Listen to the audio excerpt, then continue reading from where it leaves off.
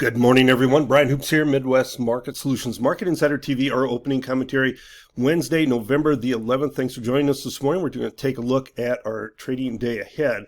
Want to remind you, we do have closing commentary as well. A look at the technicals of the market every evening, and in that newsletter has hedge and trading ideas. So sign up for those at our website, MidwestMarketSolutions.com. And while you're there, follow us on Twitter, Midwest Markets, Brian Hoops. Sign up for our text message services. All right, let's get into some of the news here and overnight market. So we'll be doing RFD TV this morning, 8:15 Central Time, Thursday, Friday mornings, all same time, 8:15. You can check me out there 4 times a week doing RFD TV. All right, let's start with the U.S. dollar index. There's a chart of it. The dollar index is a little bit firmer. It's traded two-sided overnight. We noted last night on our technical analysis it's extremely overbought and due for some sort of a correction.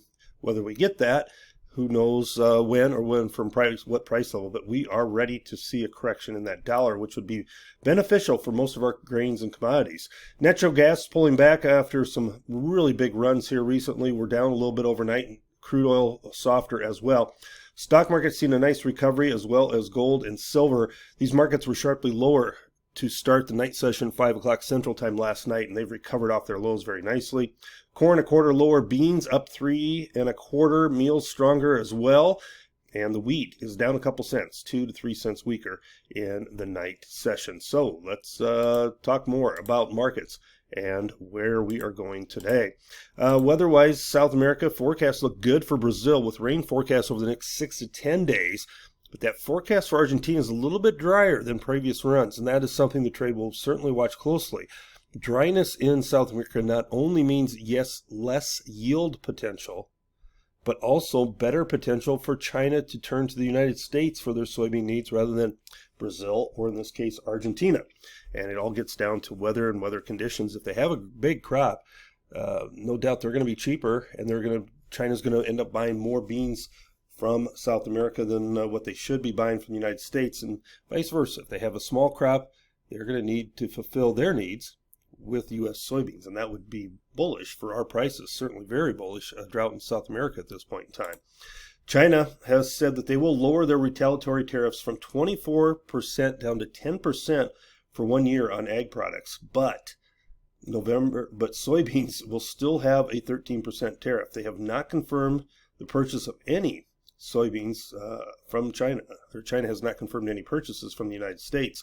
China will remove the additional 15% tariff on wheat imports and most ag products. So this is somewhat friendly for ag products, but a little concerning about the soybeans, yet soybeans still maintain their strength overnight. It was reported this week, we mentioned it several times, that the WASDE report for November will be out on Friday, November the 14th. Your original date was the 10th. It's been pushed back to the 14th. And no word if we will see any October WASDE report information anytime soon. So S&P Global, the old Informa Group, and if you want to go back before that, was the old Sparks Group. They left their corn yield estimates roughly steady at 185.5 bushels per acre, and did bring up their production number because of an acreage increase. That's still slightly below the USDA 16.814 billion big figure in September. Soybean yields, 53 bushels per acre this month. That's steady as well at 4.260 billion bushels, 41 million below the USDA figure. So Informa's down just a little bit. StoneX was out earlier this week, and they were a little bit higher than what the StoneX numbers are saying.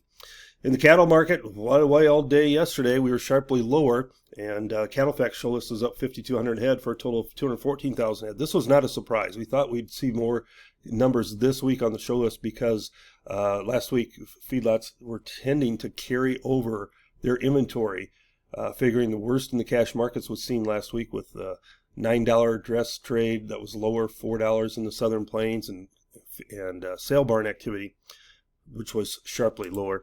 This week's sale barn activity has been higher, $10 to $40 better for feeder steers, $5 to $25 better for heifers in Oklahoma City and Joplin on Monday. So good rebound there. We expect Southern trade to try and trade higher as well.